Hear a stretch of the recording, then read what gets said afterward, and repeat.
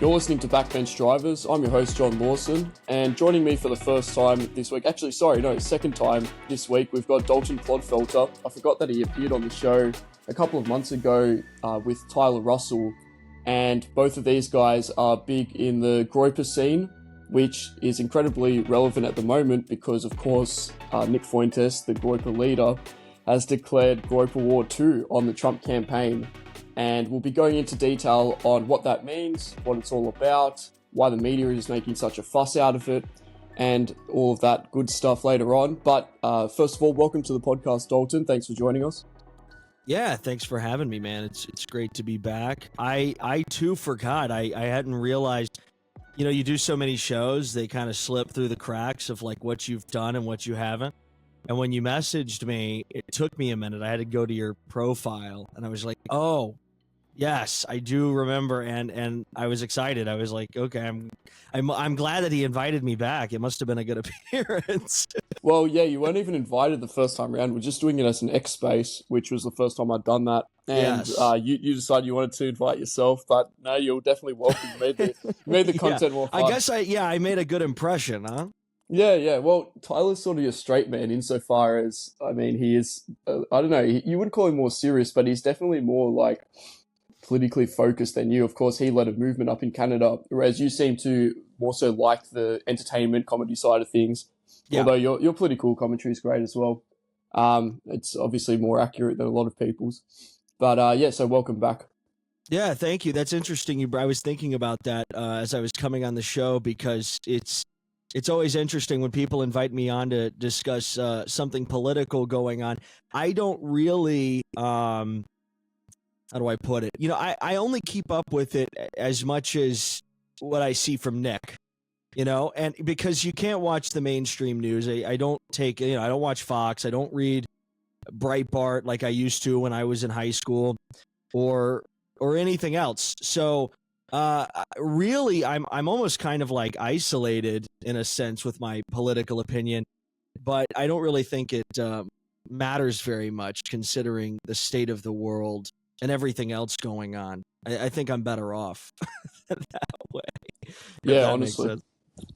Yeah, well, that's what I suppose Nick's claim to fame is, that although he has no institutional support, although he's completely isolated from the mainstream, his analysis is so often much more accurate than all those mainstream experts or supposed experts, especially on like geopolitical topics. He's obviously extremely knowledgeable in that region, and he just completely outdoes a lot of the competition. So yeah, you're not so much worse off, I'd imagine, just by listening to Nick. Yeah, no kidding. I mean, you get I feel like, when you watch somebody, and I remember when I started making the shift from watching mainstream news to watching podcasts, I guess, for news, which was, I don't know if that's a great way to go about it, because there is a lot. I mean, there is like misinformation, and when you're just listening to two guys on a podcast talk, it's really just two people having ideas back and forth. When I started watching Nick, I was like, okay, this guy can really lay it out in a way that really anybody could understand. But he gets into the meat and potatoes about what's happening, gets into detail, and he's entertaining while doing it. So I was all in, at that point. Yeah. And I think despite what the mainstream media might say about him, among other things, far right, extremist, blah, blah, blah, dinner guest at Mar-a-Lago. Yeah, the dinner guest. The dinner guest. He also is fairly balanced, all things considered. For example, was covering the Democratic National Convention this week, and it feels like any other typical Republican or conservative commentator, he might have said, oh, this is terrible, this is all bad, but he was actually able to select and pick out what he actually thought worked, what didn't, and sort of compare it to the Republicans, give a really honest take on that, which you're not going to really get from the Fox News conservative establishment types, Blaze TV, Stephen Crowder. And also you're obviously not going to get the critical examination from the left, although maybe you have a little bit of that with pro-Palestine types and whatnot. But sure. He gives a very honest critical take. So once again, he defies what the media says about him. And that's why I sort of wanted you on the podcast this week, because although I know some people do more commentary, you're just sort of nestled within the Groyper sphere. You do your own things and whatnot, but you're really familiar with it, and you know a bit of the behind the scenes and everything like that. So hence why you're a perfect guest to discuss Groyper War II. Um, Sure. so if you want to get into it, would you like to say what it's all about? What is a Groyper War? What's a Groyper? And why is there a number 2 at the moment? Sure. I'll start with what is a Groyper. I mean, it really is just synonymous with a follower of Nick. It's anybody who supports America First. I guess that if you really wanted to get autistic about it, you could really be like, well, it's like a Zoomer man, and that's and that's about it. No women, but it's a follower of Nick's, and it has the meme energy, and it spawned out of it. And I wasn't around at the time when I guess Groyper was sort of coined in being synonymous with America First and Nick, but it sort of spawned out of meme energy, right, in 2015, 2016 and onward, and it sort of, in my mind, encapsulates what it means to be politically active as a Zoomer, because this is the most radical generation this country has ever seen, most likely. I mean, in many ways, I would say that's true, for one reason or another.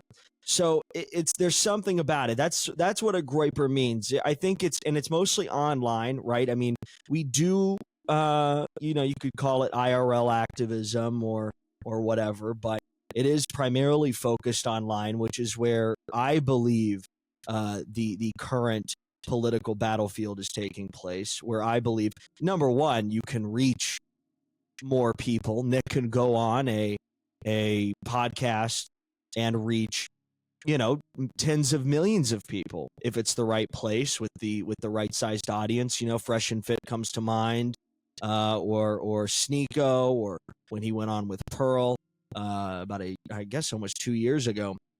So it's someone who typically operates, I would say, online politically, and who aligns with Nick, and who gets involved in it in any capacity. I'm sure I'm assuming many of your some of your audience members have had a run-in with them. If they're not them themselves, they've had a run-in on Twitter with a Groyper, or maybe follow some Groyper accounts, and exactly who they are. I will say, what is a Groyper War? Back in whenever the first one happened, I don't even remember. I don't even know the year. This was, I guess, a year before I got involved. It was all about holding the political establishment accountable for what they were saying, what they were promoting, and what they were doing, primarily on college campuses across the country. And here in America, we have some pretty popular a pretty popular college campus movement, conservative campus movement, and that goes between it's college Republicans. It's Turning Point USA, and there are a few others kind of sprinkled in there. Maybe it's some smaller colleges or whatever, but ideally it was focused on that, because if you saw what was being said by Charlie Kirk and some of the Turning Point USA ambassadors and speakers, if you saw what they were promoting, you would question, what the hell are we conserving? What is going on?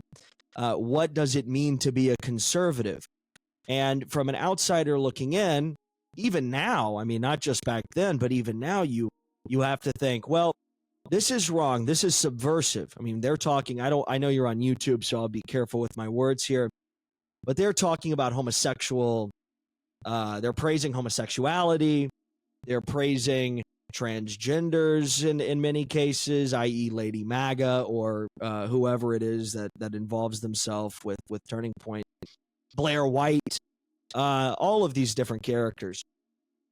So it's all about holding someone accountable, or holding a group or a corporation or a movement accountable to what they believe in, or what they at least claim to believe in. So now Groyper War I happens, and it's a wild success. Number one, I think it did. It got Nick a huge following because of it, and really put him into the spotlight. I think if you look at the Google Trends around the time, you see his name really blow up by that point. And at that time, it was the highest it had ever been. He was as successful as he ever was by that point. Fast forward some years, and 2016 happens. Trump comes out, and he's really speaking to the people, right? I mean, this guy is a warrior. He's energetic. He's got momentum.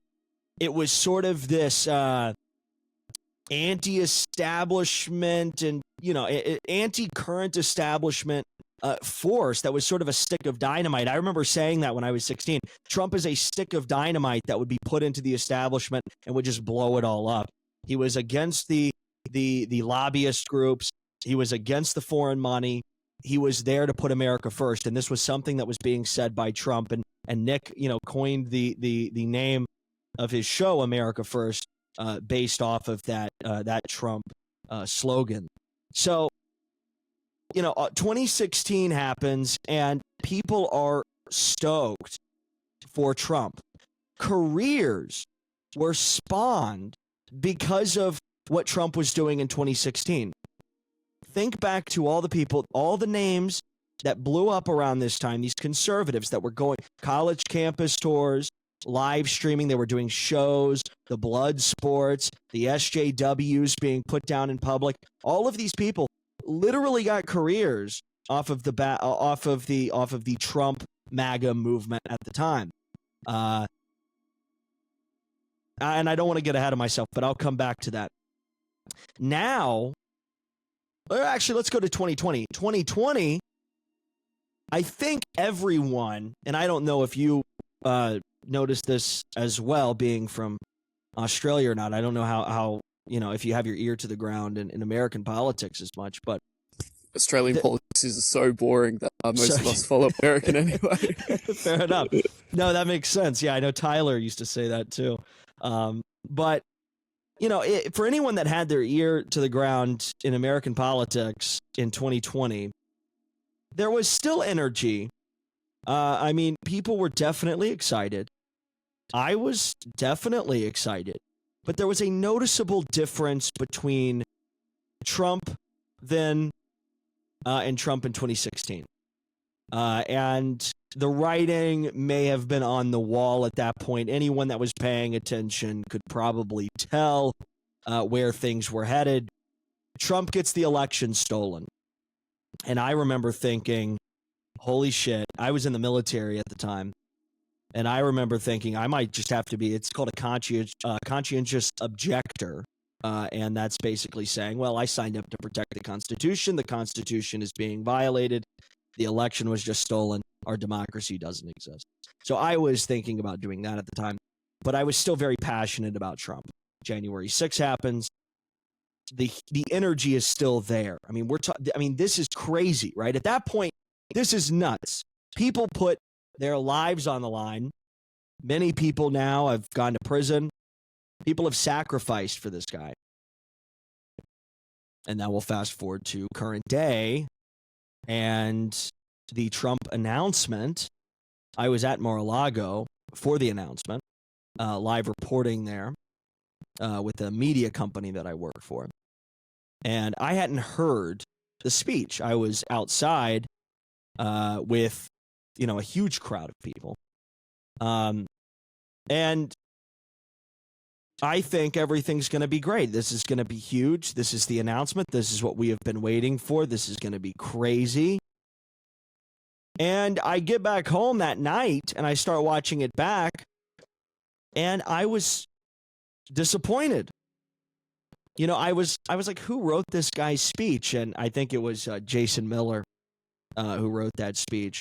Some of you might know who I'm talking about, but Jason Miller wrote that. And I just remember thinking that sucked. Low energy. Where was the build the wall? Is he going to talk about the J6 prisoners? A lot of things. Where's the immigration talk? Where's the anti-establishment stuff? Where's the, we're going to drain the swamp? Where did all this stuff go? And now we're here today, and he still hasn't said, I still don't hear drain the swamp. I hear nothing about an immigration moratorium. I hear let's bring in more people. Like, what the hell? For like when I was 16 and I was still a normie, I was anti-immigration. These aren't radical beliefs that I had. So now I'm in this weird position where I'm seeing what's happening to Trump. Like the message has become more docile when the heat has only been cranked up from the left's perspective. I mean, the government is prosecuting this guy. They have weaponized the institutions against him, and we're going to get more docile. This doesn't make any sense. So we've all been kind of thinking that for a while, and I think it's been building to this point. And Nick decided, after some thought, to go on his show and to express the need and the declaration of a Groyper War, which, to your question earlier, I think is really just a message of we are going to hold these people accountable for what we desire.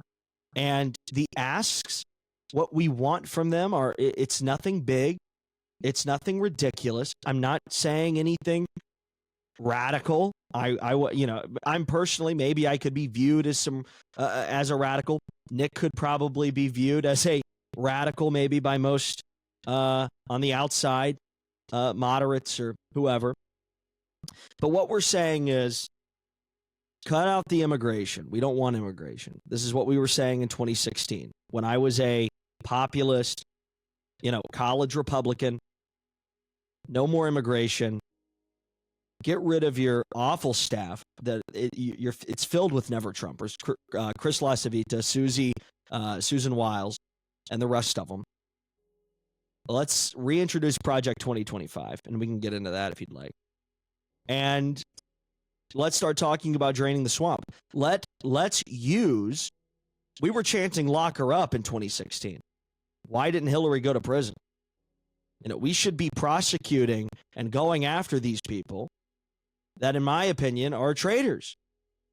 And they are using these tactics against Trump. The biggest weakness of the Republican Party and conservatives since forever has been their inability to capitalize on the power when they have it. They fail to utilize the power. They always say, well, we want smaller government. So you just, when a Democrat comes in and they expand the size of government and they pass legislation that works in their favor, Republicans get in and they just cut back, but they don't do anything. Doesn't make any sense, right? So I think to answer you, sorry for being so long-winded with that. I think the timeline needed to be there because I think it matters because it's all about simply wanting what we were promised all the way back in 2015 and 2016, right? Yeah, exactly. And I don't think that's an unreasonable ask. Now, some people have hysterically complained that this Groyper War is going to affect Trump negatively. It's going to harm him. I think we can probably make a comparison to the first Groyper War, which went against the conservative establishment. It was pretty openly hostile against it, only on account of the principles that the establishment purports to support anyway in the first place. So we can make that comparison, and I think that at the end of the day, the conservative establishment actually massively benefited from the Groyper War against it. It actually made it align more with truth, whether you believe, whether you're a Christian or not, but it made it align more with the moral law of Christianity. It also made it align more with, frankly, just sensible policy. Immigration restrictionism should just be obvious. The economics don't add up. It's not helping the residents of the country. And for that reason alone, it just needs to be cut. It doesn't need to be much more complicated than that. So from all of these things, you can now see how much they've benefited.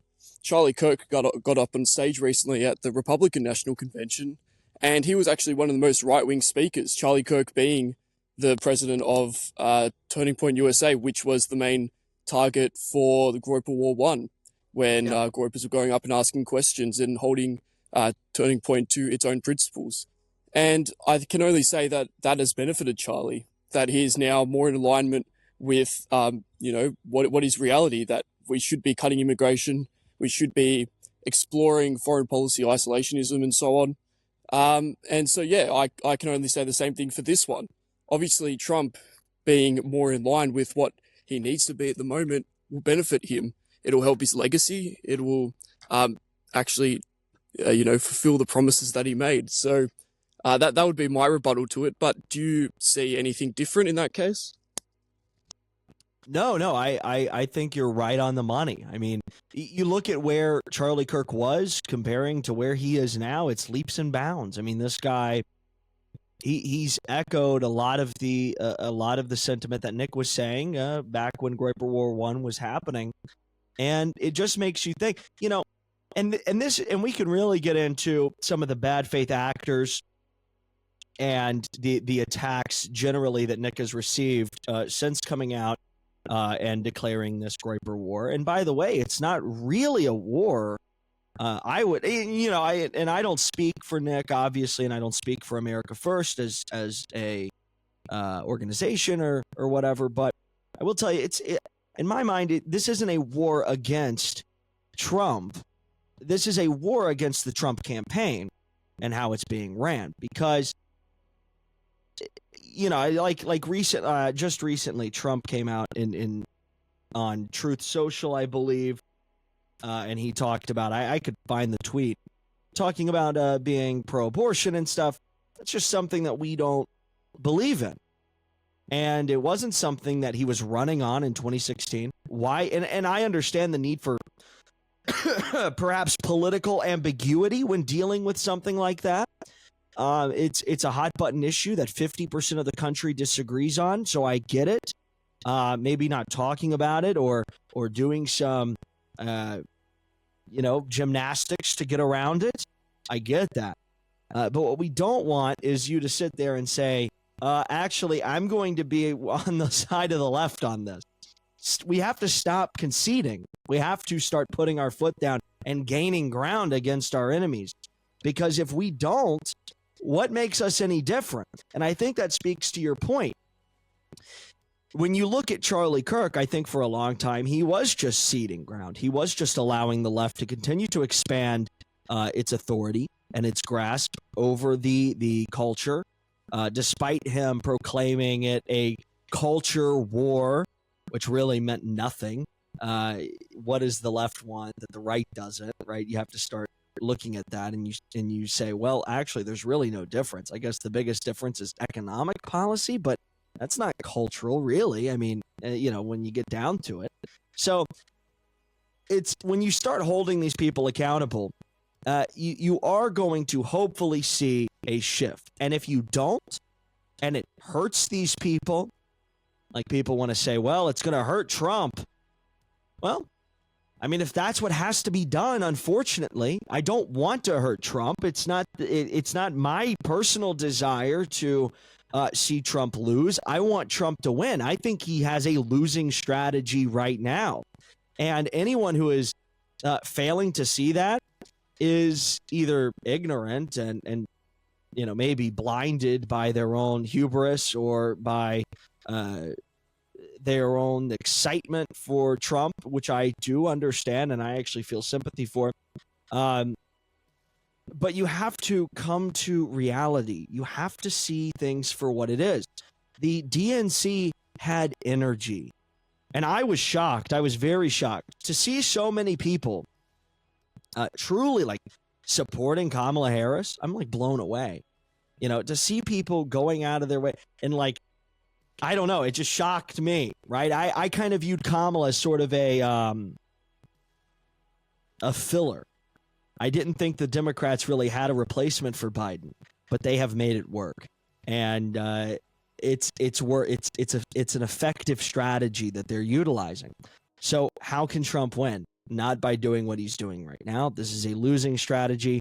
So it's not that, and I do kind of enjoy this sort of depiction that a lot of these critics make of, well, Nick is going to hurt the Trump campaign, he is going to hurt Trump's odds.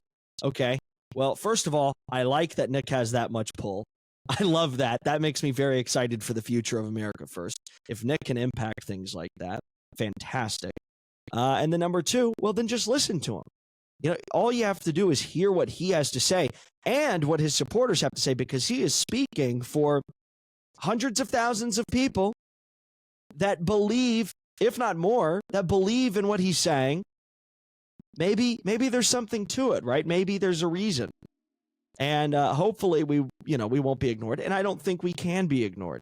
The mass emails we've sent out. So, just to kind of give you some perspective on what exactly has gone on, we did the mass emails to Chris LaCivita and Susie Wiles and a few other people about no more foreign money and no more foreign wars. These were two big core tenets that Nick put out on his show.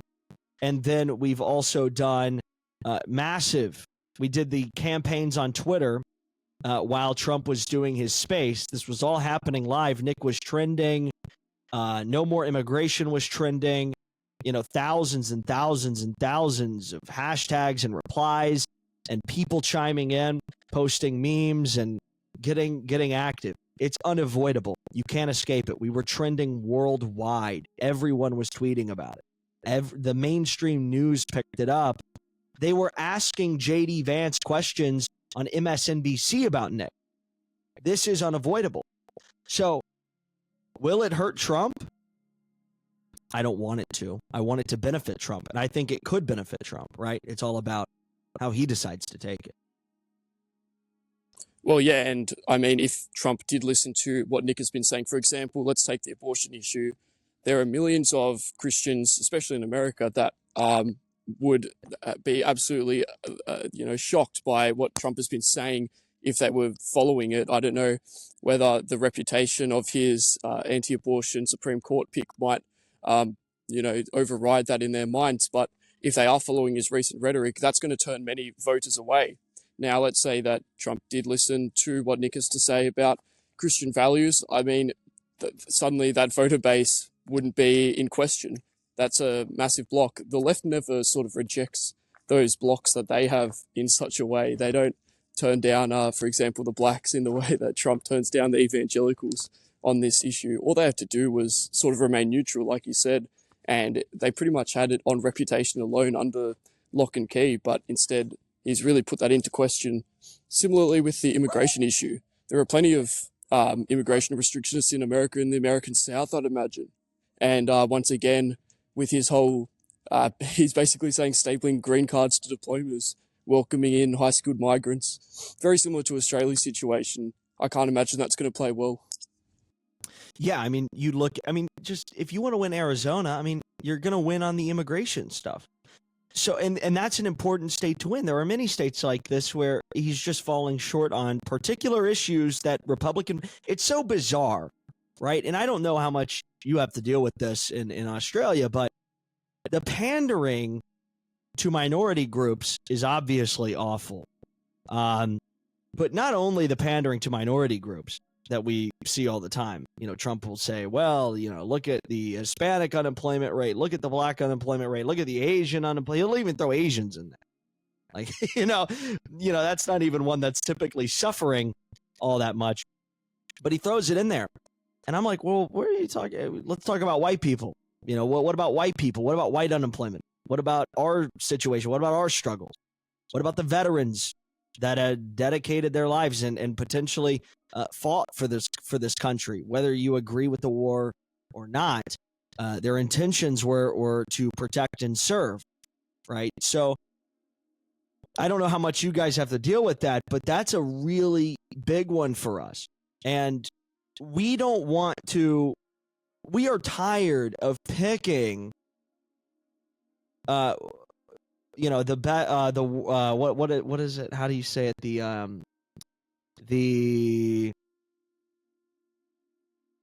The best of the worst or whatever, like where you have to like decide down the middle. I'm tired of doing that. Like when people would say that all the time. That was never the pitch with Trump. Trump was always, supposed to be the guy that would pull us from the ashes, pull our country up, and really set us apart on the world stage. Right now, we're in this, we're essentially competing with China and Russia.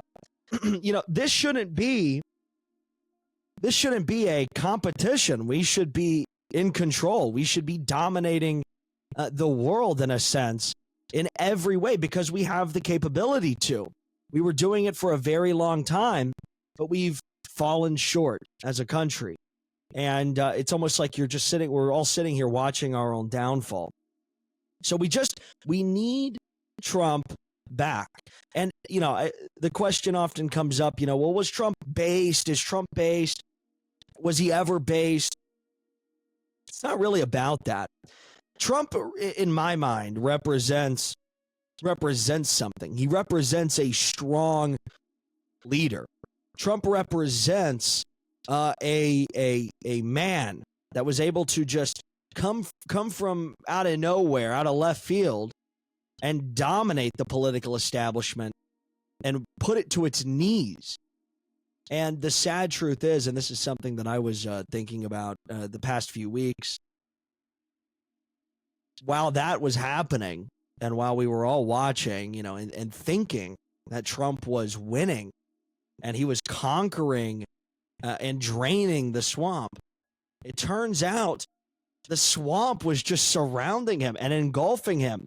And now they're his advisors. Now they're his donors. And I'm just like, bruh, what is going on? We need to fix the situation. So Groyper War hopefully will have the capacity to at least put a dent and to hopefully push Trump a little bit further, because Trump is just as mad in many ways as we are, in terms of how his campaign is being run. He's talked about it. He said just recently, fire my advisors. Should I get personal with Obama or all these other political hacks? And his audience is saying, yes, we want you to get personal. We want the mean tweet. We want you back on Twitter. We want you to be that chaotic figure that you once were. And we'll just have to wait to see if he returns to form. Hopefully, he can realize what exactly is going on and see it for his own eyes fully. I think he has a little bit of a grasp. We know he's mad. There's been some reporting that he is frustrated with his campaign advisors. He's made some changes, which have been, I would consider, wins for the Groyper War, but nothing truly meaningful just yet, right? So we have to wait on that. I don't want to contradict you here, and maybe I can say this from the safety of being Australian, not really having I would say I have a stake in the American election, but not being directly implicated by it, or I'm not going to benefit, for example, by getting a job in the Trump admin or something like that. I can say that I don't think Trump is going to return to form. I think we've heard this sort of pining after those lost days in 2016 for 4 years now, more than that actually, realistically. And I don't think that's coming back. I think that it is sort of wraps for him. Now, that doesn't mean that we attack him or something like that. I think that he just needs to be instrumentalized. If I had to place my hopes in the future of your country, or even, more broadly, the West, if I had to place my hopes in someone, it would be the young guys that are now going to go into Trump's mechanisms, all of his apparatus that he's using, his electioneering team, and eventually his cabinet. It's going to be the young guys that are going into politics that I have my confidence in. Those who follow Nick, those who are aware of the various large changes that are taking place across our countries, who's causing them, what can be done to fix it, and that I have to say that I don't place that in Trump anymore. And I don't know if I ever totally did. Fair. Yeah, and I suppose I can sort of compare that over here to our Conservative Party, which there is just no hope of top-down change coming. I know in America you guys have the primary system where an outsider like Trump can run and win, and the party has to go along with it. Whereas over here, it's all completely just institutionalized. If the top of the party at the moment doesn't like you, you've got no chance of getting in. There's very little democratization within the Conservative Party over here. The top can overrule anyone who enters if they don't like you, if you're too far right. There was a woman in running in the last election here called Catherine Deves, and she said that a very basic conservative position on transgender issues, that men and women are different, and she actually got kicked out of the party from the top. Another guy who was anti-abortion, Bernie Finn, he actually got kicked out as well. Similar case, just because it's too controversial. So I can't say that, I don't have any faith from the top, but what I do see is that we can work our way into that from the bottom. And I have confidence in the young guys going into the system at the moment and who are already in the system to deliver change, to be honest.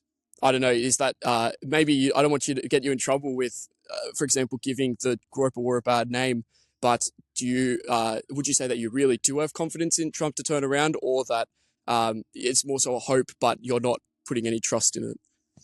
Well, yeah, I mean, I think it's I'm putting I mean, here's how I look at it. I think that you can do a little bit of both. I think that I definitely do have. I love Trump. You know, I love the character. I love who he is as a man. I think he's a great father. He seems like it. He seems like he has passion. He has great qualities. There's a lot to love about the guy just as a human. Doesn't drink, doesn't smoke, very successful in business and school and, a million other things. So there's a lot to like there. I am hopeful that our message will be heard and that some things can be done and that change can happen. However, with that being said, does that mean that it's likely? I mean, I think that this is, it's a fight, right? It's a fight, and it's something that we are going to dedicate time to. If it wasn't possible, I don't think we would try it. But sometimes things look impossible and they shake out the way you want them to. Sometimes they don't.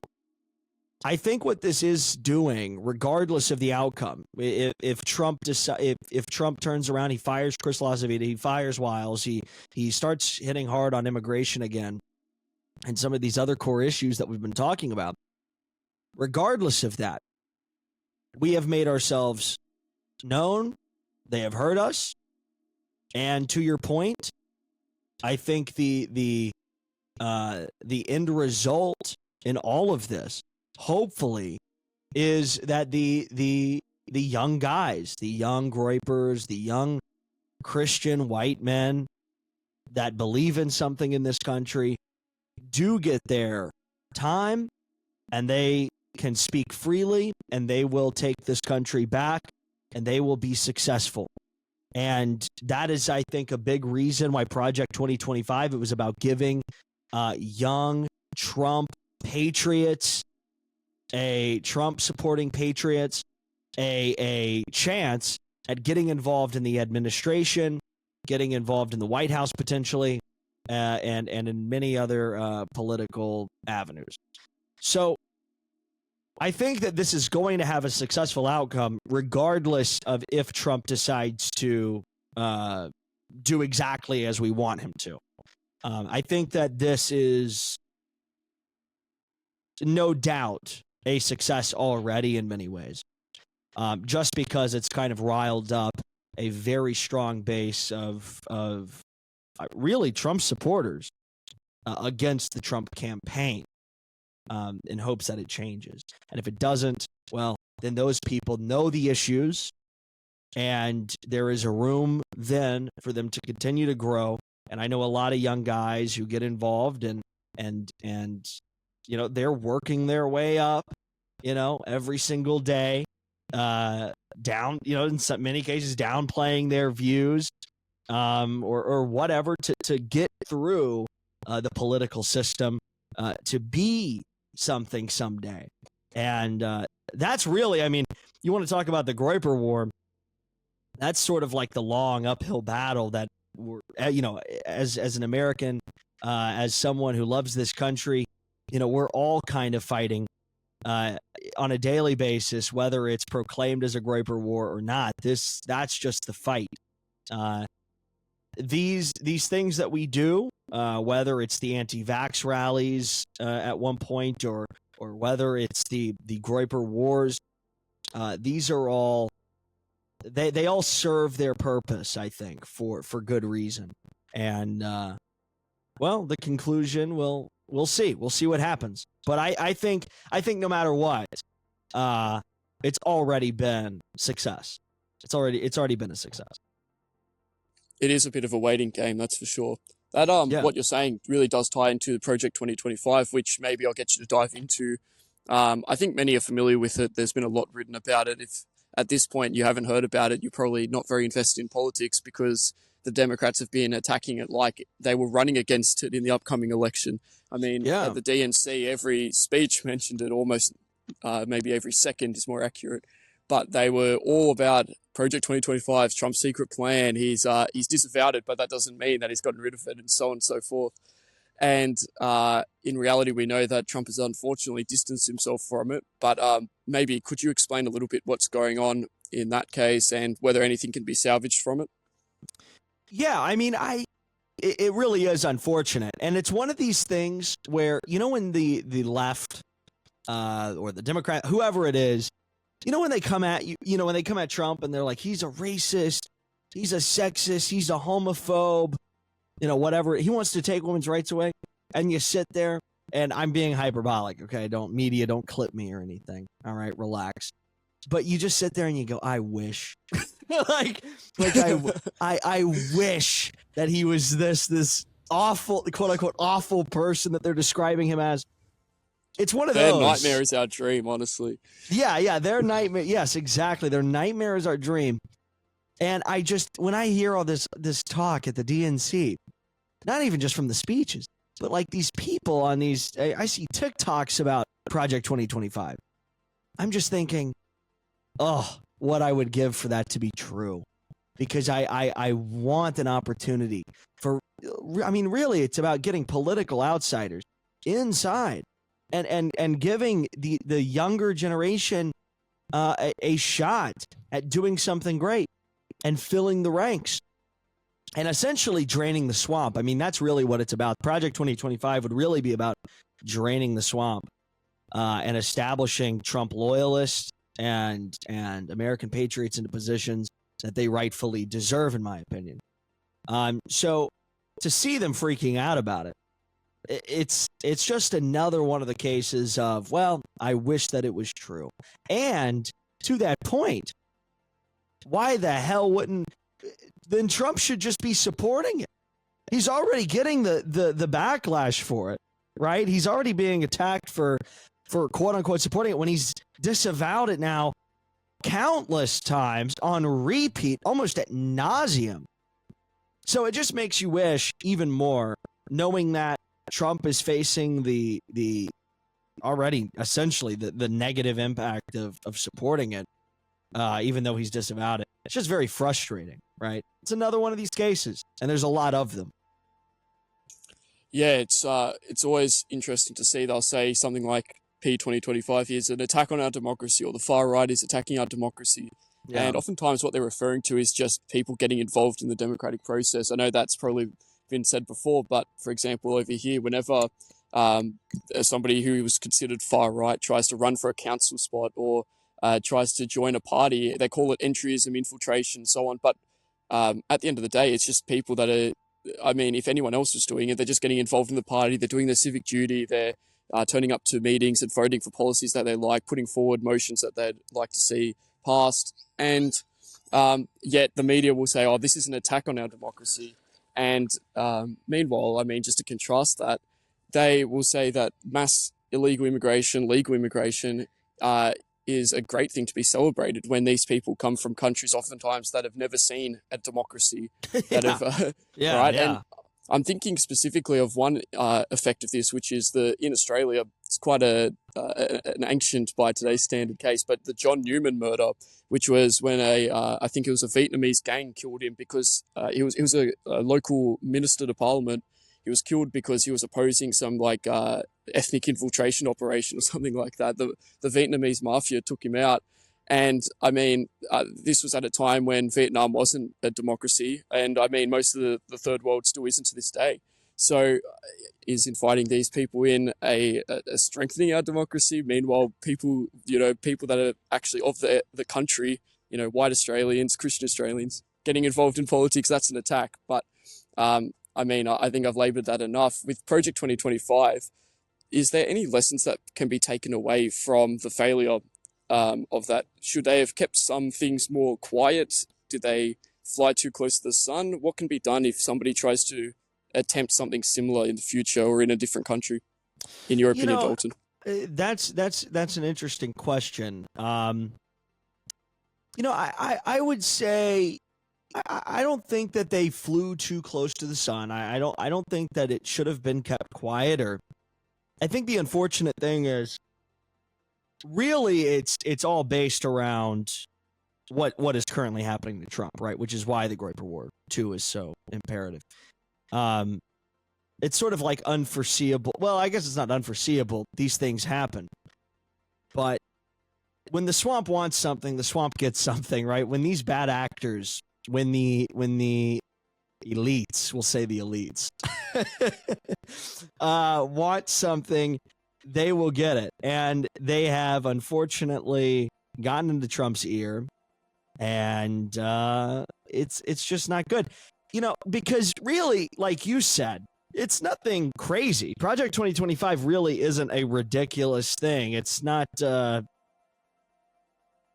don't know if it's not groundbreaking. It's nothing insane, right? This is pretty basic stuff. As you said, it's not like a revolution, right? It's not like they're plotting an insurrection. Yeah, it's not a takeover of the whole government. Staffing positions, yeah, at the end of the day. Exactly. It's not a takeover of the government or anything like that, as I guess they want you to believe. So really, it's just about, well, they've polarized it. The Democrats, the left, they have polarized it in such a way, and they have sort of blown it up out of proportion. I think if Trump would have gone on stage and said, hey, here's a plan to staff the White House with, and my administration and our political party with some young, bright minds, some people that want to get involved in the political process, if he would have framed it that way, and that's really what it is, yeah, they probably still would have used it against him, but they're doing that anyway, right? So what's the point, as we kind of laid out earlier? Would I have done anything different, or should anyone do anything different? I would just say, keep people, you got to have the right people around. And this is kind of what we're seeing now. There's a reason why Trump disavowed Project 2025. Somebody, or has distanced himself from it, or however you want to describe it, someone told him this is not a good thing to run on, that this is a negative, that this is politically unacceptable, that you're going to lose the moderate vote. All these different reasons. That's what they said. And unfortunately, realistically, that's really not true. I would argue against it, at least. But that's the case. So, no, I don't think there really is anything they could have done differently. I think it's just a series of unfortunate events and bad people, right, getting involved, which happens a lot. That's a tale as old as time. Yeah, unfortunately. Obviously, giving up isn't an option, so what would you say is the next best thing to do? Just directly involve yourself in the Trump campaign, and I mean, it'll be a bit more of a slog to work your way up, but I guess that would be the next best option, right?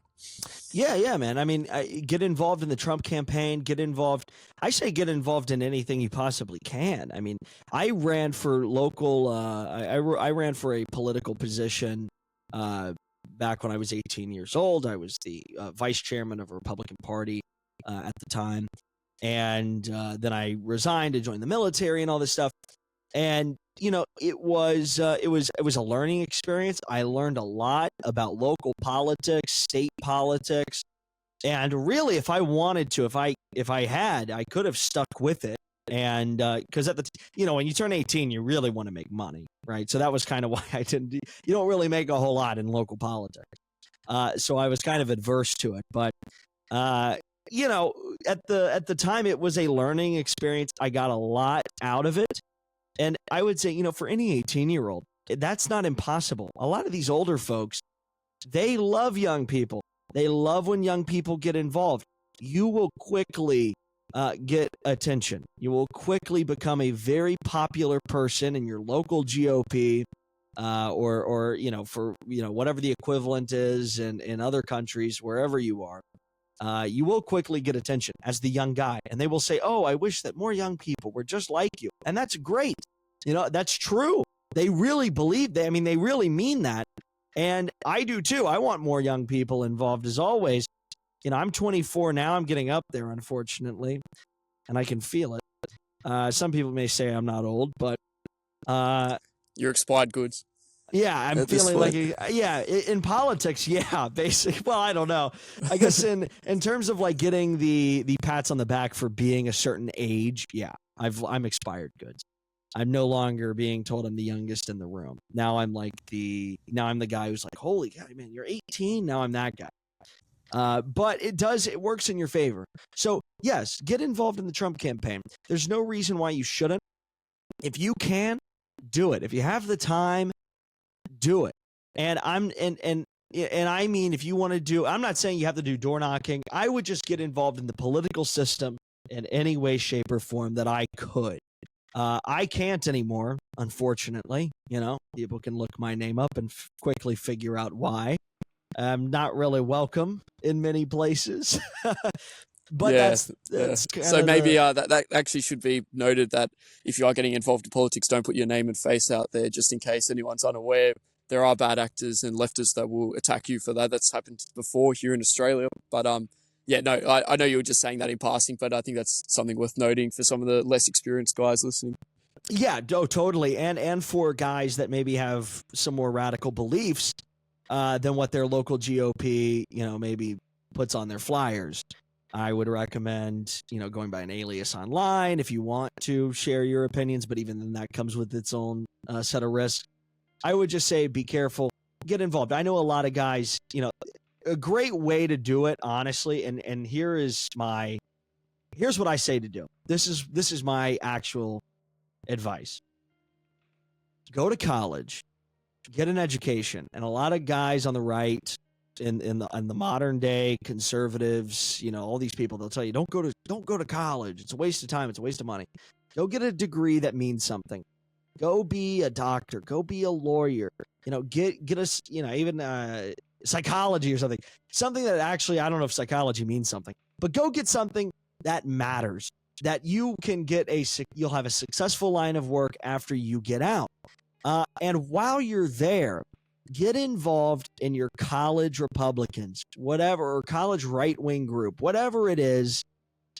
Get involved there and start talking to those people. Start networking with those people, because it's very likely that if you're taking an interest in politics and those that are around you are taking an interest in politics at that young of an age, that they will at some point have a political job. And then maybe you can reach out to them and talk to them. Network. Maybe you can get involved with them later down the line, meet back up, or you can be that guy and bring people on that you like, that you've networked with. That is the best thing you can do. Go to college, get a degree, get a good job, be successful. And if you can't get involved in politics in between that time, well, at least you have a fantastic job that pays very well, and you can support the political causes that you believe in monetarily, which is always a huge help for many, for organizations, I'm sure, in not only America, but other countries.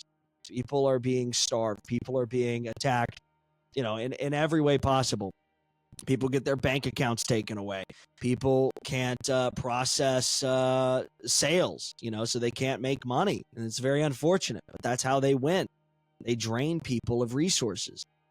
So that's my key advice.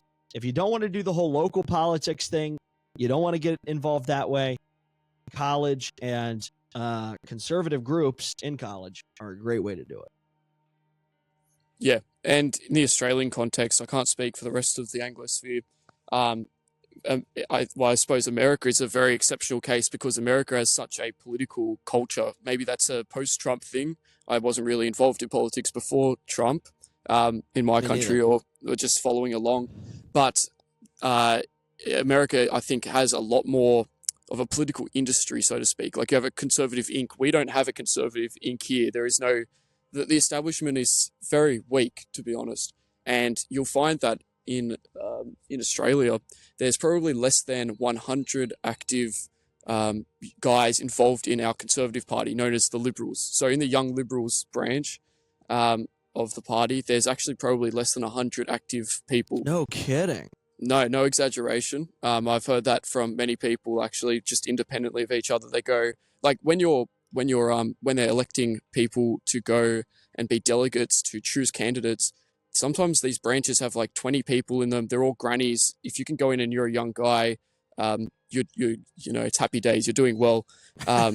So Yeah. so it's actually, I mean, it's more hopeless here because there is barely anyone that holds our perspectives in politics. But the good news is that it is extremely, I'd say, out of any situation I've heard of across the rest of the West or the Anglosphere, is ours is the easiest to transform. If we had 1,000 guys, we'd own the government by now. Unfortunately, we don't have that many. That's why I'm doing the podcast. Hopefully, I can spread the word. But even the people that are involved have made massive strides, and that's without giving anything away. So yes, you're right in what you're recommending. I'd say stay away from things that would jeopardize that. For example, getting involved in radical groups that put you in danger with the law. I mean, that's something I discussed with Tyler. I know that's a temptation for some people because I don't know if you've seen Dalton, maybe you follow Joel Davis, but it's a little bit more of an established thing over here. I mean, because there's so few other options currently, people sometimes get involved in some of these radical groups that ruin their lives, get them arrested, put their names out there, houses raided. That's just not necessary, and that's not going to change things. So I recommend doing what Dalton said, getting involved in politics wherever you are, and that's where the transformation will come from. That's a great point, and yeah, that really can't be said enough. There are these radical groups everywhere you go, and unfortunately, they get a lot of attention, but they do a lot of harm. And I've been critical of some of the groups here in America that I think really. And this goes back to my point about online activism and why it's so effective over oftentimes, not all the time, but oftentimes over IRL activism. With IRL stuff, with these protests, with these rallies or whatever you want to call them, oftentimes it ends up with people getting arrested, people getting doxxed, there is so much risk to take into account when you're doing IRL stuff. That if you don't have someone very responsible at the helm of that thing, you're setting yourself up for disaster. The only political event that I attend every single year that it happens is America First, the AFPAC. And that's it. And that's if Nick says something, I know that it's going to be run smoothly. I know that I've been to 4 of his IRL events. No one's been arrested, no one's been harmed. Everything has been safe, and it's all worked out. Now, obviously, as things get bigger, there's more and more risk. But I put my trust in what Nick has to say and his judgment on things. And I know he's talked about going to Michigan at some point to do some Groyper War II stuff, and I'm totally excited for that. And when AFPAC 4.5 comes around after AFPAC 4 happened, the way it did in Detroit, I will be there. But you get a lot of these groups, they want to go out, they want to wear uniforms, they want to collect your name, they want to collect an ID. They want you to go out with, like Patriot Front will go out with like shields and like batons. Dress for war, right? Yeah. The uniforms, the khakis and the polos. Not really interested in doing any of that. I don't think that it's very effective, especially when you look at what you could be doing. Online, you're getting millions of views. You're getting millions of impressions. Thousands, hundreds of thousands, whatever size your account is, you're already you're a million times more effective. You're going to get some negative press on the on some mainstream local news for marching in the streets with 20 guys. That's not really worth it to me, right? So you're right. Just be smart about where you go and who you're with and why you're there. Have a clear understanding of what it is that you're involved in, and just don't give anybody any personal details. There's no reason to. Yeah, absolutely. All right, so we're approaching the end of the episode here. Would you be able to give us perhaps any insight into what the plans are for Michigan and the rest of Groyper War coming up? Have you got any ideas that you can say without giving the game away? No, because quite honestly, I have no idea. Just to be honest with you, I have no clue. I am excited. I'll get Nick on next time, maybe. Yeah. You should. I don't think I'm big enough yet, but I mean, he might have some more details to share if I do. Yeah. Listen, I really do. I know as much as you do in terms of that. I do work, pretty often. I'll work behind the scenes and stuff, but even if I did know something, I'd keep it close to the chest. Obviously, I will say just want to see if I could pry it out of you. Can you blame me? I know, absolutely not. I get it. I just know that it's going to be, brilliant, and I know that the heart is there with a lot of people. A lot of people believe in what Nick is saying, and he is essentially their mouthpiece. So whatever comes in the next couple of months. Till voting time, it's going to be impactful, and whether or not things change, in terms of like specifics, really, it's all about getting the message out there and talking about the issues that matter to us as Americans, and that's the success. That's where we win, and hopefully a shift will occur. Because of it. So that's my answer to that. Yeah, well, that's all right. Thanks for joining us this week. Would you like to let the audience know where they can find more of your content? Yeah. As you said earlier, I don't really do a whole lot of political stuff. I do a shock-jock comedy show. It's very vulgar, very, it's 18 plus, we'll say. But it's a comedy show. I do it Tuesdays and Thursdays on X at AF Dalton C. That's AF Dalton C. You can follow me there. Tuesdays and Thursdays, it's called No Holds Barred. It's a space, and I stream on cozy.tv/Dalton Clodfelter, spelled exactly as my name is underneath me here. Or is this audio only, or is this visual? No, this is video. I'll put it all in the description so people can find it easily. Okay, perfect. So yeah, those are my two links. Like I said, Tuesday and Thursday. Tuesday we have a big show lined up. Thursday, I believe, as of right now, it's tentative. No 100% confirmation yet, but should have that by Monday. Nick Fuentes will be coming on. So if you want to hear more about Groyper War and what's going on, you can tune into that. It'll be great. It'll be on the space. So very exciting. Well, we look forward to it. And you can find more of my content at thenationalobserver.co. That's where we publish all of our articles. And I recently had an article republished by Mind's Eye magazine, which I understand, I think, sponsors you. Is that right, Dalton, or something like that? Yeah. We work together. You I have love a relationship. Mind's Eye. Yes, I love Mind's Eye. They're quite an interesting production. They put one of my articles out there, so you can go check that out as well. And that brings us to the end. Thanks for joining me this week, Dalton, and have a great rest of your week. Thank you. You too, buddy.